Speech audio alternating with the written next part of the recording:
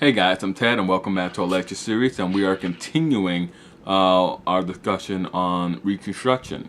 But before we begin our lecture proper, I would simply like to go back and retouch on what we discussed in our last lecture. So in our last lecture, we continue in our examination of Reconstruction as it unfolded on the ground. We looked at the legislative platform, the legislative program, and in particular the building program instituted by the Reconstruction governments. And these programs included updating the infrastructure of the former rebel states, new schools, hospital, asylums for the insane and the and orphans. We looked at how a lot of the programs were very far-reaching in terms of their social impact, particularly in South Carolina and Alabama, where free medical care and legal counsel was offered to the poor. Social initiatives that would not be seen on a national scale until the 20th century. And we also looked at the cost that this building and social program entailed. It was very expensive to begin a building program. The former slave states all sort of ran under what we call bare bones governments. That is, the governments did not really collect a lot of taxes, and they didn't collect a lot of taxes because the government were controlled by the wealthiest. They were loath to tax themselves, so they didn't collect a lot of taxes, and they didn't offer a lot of civic or government benefits to the citizens of the states. To sort of finance their building program, these Reconstruction governments all instituted new taxes. The taxes fell mainly on the slavocrats, but these taxes were really just land taxes, property taxes. They introduced taxes that citizens of these states had never seen before. They never had to pay these taxes before, and nothing gets citizens angrier than new taxes. We also examined the Union League and the impact that the Union League had on the freedmen and the freemen communities in these states. They served as the nucleus in many ways of these communities. Many of the war veterans became the nucleus of these defense companies, these militia companies. The Urban League often also served as a crash course, offered what can be considered crash courses in civics, and they also served as the sort of first step in gaining approval of the community for local, state, and federal level offices. In our last lecture, we also examined the practice of sharecropping. We discussed how sharecropping was viewed as the answer to the most vexing problem of all afflicting the former slave states. That is the conflict between labor, access to reliable labor. Sharecropping was a system in which the crop was shared between the landlord and the laborer. It seemed to be the perfect solution. If the laborer didn't work hard at all, then his half would be low, wouldn't really be high. If the laborer really worked hard, then he would have a larger yield of the crop to work with, to sell. We also examined how sharecropping really didn't sit well with a lot of the former slavocrats who viewed the African Americans had beneath them, and then also the poor and middling whites who came to crop with them, who became croppers for them. They also viewed them as beneath them. But early sharecropping, while it was successful, while it was mutually beneficial, made the African Americans and the middling whites the partners and not subordinates of these slavocrats. And these slavocrats were unused and unaccustomed to functioning under such an arrangement, and they began to formulate a plan to sort of break the alliance of the freedmen, the freestead adventurers, and the local progressive Southerners, the sympathizers. And with that being said, I'd like to dive right into our lecture for today. And to kick things off, our lecture we'll look at the rise of Redeemer groups, the rise of the Redeemers, the purpose of the Redeemers, and perhaps the most infamous Redeemer group of all, the Ku Klux Klan. And the name Ku Klux Klan simply means circle of men. In response to sharecropping, the Slavocrats and their allies, their European American allies, they embarked on what was the most violent period of United States history aside from the United States Civil War. Indeed, Reconstruction was the most violent period in the United States history aside from the Civil War. Landowners and their allies began instituting a system of terror with the single objection of destroying the power of the freedmen and their allies, namely the power of the Republican Party in the former slave states. And the pushback began as soon as the war ended. In 1866, a group of former Slavocrats and their supporters met in Pulaski, Tennessee, to form a secret fraternal organization that was dedicated to returning to the old pre-war order, that is, white supremacy. They were dedicated to destroying the new power and economic growth of the freedmen, but they were equally devoted to restoring the power of Slavocrats and reestablishing white supremacy. They were led by Nathan Bedford Forrest, a former Confederate Army officer who was noted for his viciousness and the massacre of African Americans under his by men under his command at Fort Pillow in 1864. Much the same way Robert Smalls' naval activities in delivering his ship to the United States Navy during the Civil War had brought him renown and fame. The massacre at Fort Pillow brought Nathan Bedford Forrest renown and fame amongst people who were anti-African American. This new group, the Ku Klux Klan, allied itself with the Democratic Party, the former regional party, and quickly spread across the Reconstruction districts, the Reconstruction military districts. By 1870, there were a number of active chapters in every slave state, in every former slave state. They were most active in areas where the populations were near equal. Now, the Ku Klux Klan was not the only terror group to rise during this time. The Knights of the Rising Sun, the Knights of the White Camellia, Knights of the White Carnation, Knights of the White Cross, White Brotherhood, Constitutional Union Guard, and the Young Men's Democratic Club. These were all organizations, and many of these organizations were state organizations. These were the local clubs, redeemer groups prevalent in states.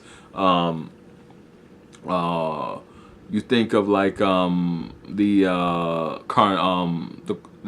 White Cross or the White Carnation being particular to deep South states.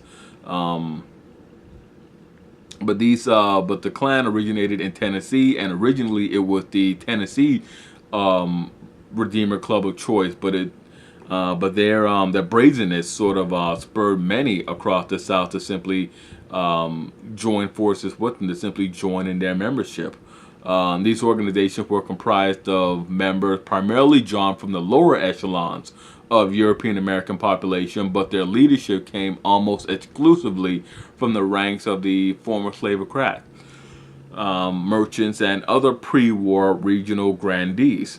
And they provided a violent outlet for the pent-up resentment and frustration permeating their community during Reconstruction. These groups started off as social orders that involved elaborate social rituals that celebrated their perceived past glories. Now, the events of the 1860s included the political and economic gains of the African American community, the arrival of free state adventurers, and the allying of other members of their community with interests apart from their own. And this soon gave rise to unimaginable violence. And these groups transformed themselves into terror groups that employed deplorable terror tactics to obtain their social, political, and economic objectives.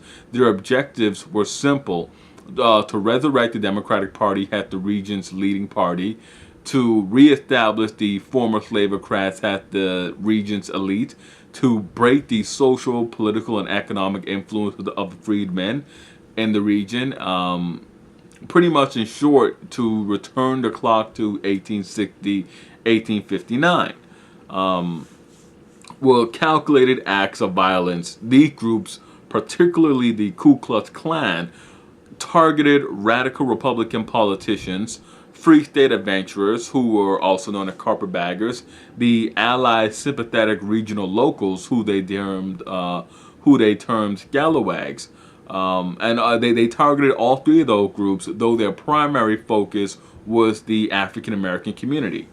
Redeemer groups furiously attacked Union League branch leaders, particularly war veterans who were community leaders and formed the nucleus of the militia units. They also targeted African Americans who were deemed too successful, namely those who have been able to acquire land of their own and function economically autonomous of the former slavocrats.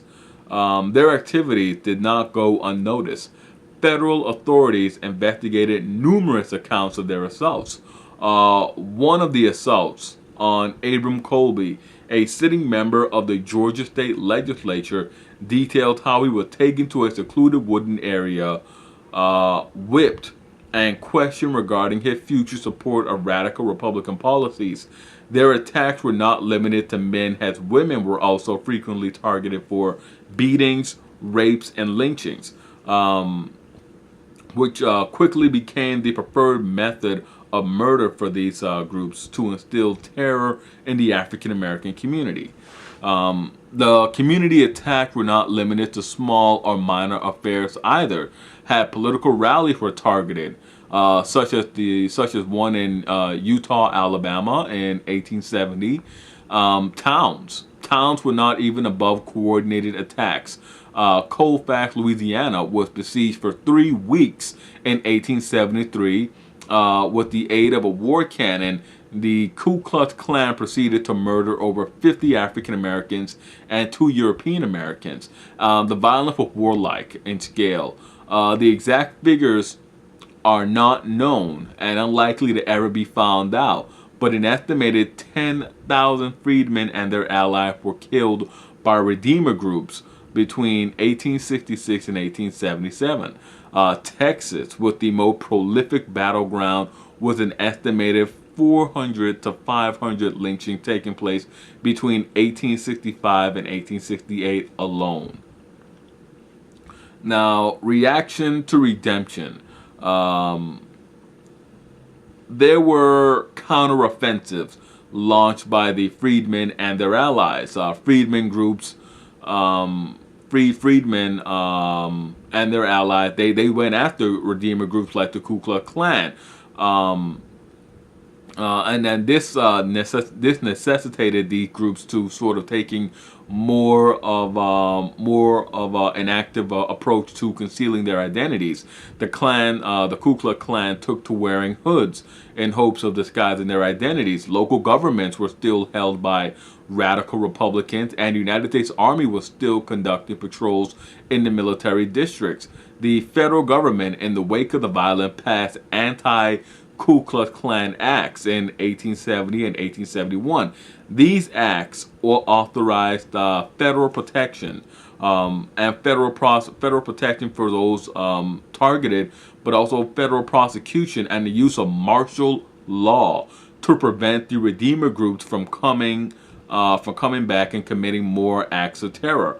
The Forces Act, or the Ku Klux Klan Act of 1871, was the first act in United States history to make private individuals liable for crimes they committed and make those crimes punishable by federal law. These laws deprive convicted redeemers of the right to vote, hold office, or serve on juries. The federal government pursued the Klan vigorously, but this crackdown on redeemers had an unforeseen drawback. It had an unforeseen flaw, an unforeseen failability. Federal agents easily infiltrated these chapters of the Klan and these other groups. They gathered a mountain, really mountains of evidence against local chapters of the Klans and other Redeemer groups. Eventually, more than 3,000 indictments against Redeemers were brought forward. The crackdown on Redeemers led to a state of quasi-martial law in South Carolina, where African Americans made up the majority since colonial times. More than 2,000 Redeemers were driven from South Carolina alone. Union leagues also tracked Redeemer activities and aided in apprehending fugitives. Now, the odds were stacked against anti-Redeemer agencies, had the Redeemers and their activities were largely supported by the European American community in the former slave states. It was relatively easy for Redeemers to slip away and find safe haven in a distant community. The freedmen and their allies were also successfully intimidated, making it increasingly frustratingly difficult for prosecutors to find witnesses to come forward. In the end, just over 600 Redeemers were convicted under the Ku Klux Klan Acts, and a mere fraction of those were sentenced to receive jail time. Now, another factor working against prosecuting the Redeemers and really sort of establishing a major groundswell of support for African Americans and their plight against the Redeemers was the corruption in President Ulysses Grant's administration. At this point in American history, there was massive amounts of corruption. Indeed, corruption had been going on since really unchecked since Andrew Jackson and the spoils system, in which the common saying "to the victor goes the spoils," came about. But at this point, it really became just became a burden to the government and a burden to the reputation of the Republican Party of being able to deliver good government, good justice. Indeed, a lot of the distractors of Reconstruction point towards the graft, point towards the corruption of that was happening throughout the governments. And the election of 1872 saw a political realignment. Redeemer tales of corruption spread from the former slave states to the former free states. There was growing empathy in the former free states for ex-Confederates, and a sense that enough had been done for the freedman. There was also a growing belief that it was time for the nation to heal old divisions and move forward. Grant's administration was also riddled with these corrupting charges. I mean, there's really just not enough time ever really to go into the amount of corrupting charges being leveled at Grant and his administration. I mean, Jay Gold's trying to take all the gold in the United States it's an issue within itself. But it should be noted that while there was corruption in the Grant administration, Grant himself was incorruptible. He had a very strong moral compass. The men in his administration were not so right standing. But Grant himself was incorruptible. Grant himself had a very good reputation, had a very moral and honest man. But the failing of the men in his administration hurt Grant politically. They hurt Grant nationally. And they hurt the administration of the Reconstruction government and the national image of Reconstruction. We'll end here, and we'll come back. And address the election of 1872 and how corruption and the Redeemer groups factored into the election of 1872. Sorry. And as always, I'm Ted. Hit like, subscribe, and comment. Let me know what you thought about this lecture. We're nearing the end of our lectures on Reconstruction. We still have a couple more. But any feedback on these lectures, input, opinions, as I stated earlier, toward the end of our earlier lectures, Reconstruction is still a very controversial period in American history. There's a lot of hard feelings, a lot of strong feelings for it and against it. And with that being said, I would still like to hear your comments on this lecture, on the topics covered in this lecture. And I do look forward to seeing some comments. And as I said earlier, I'll see you guys next time.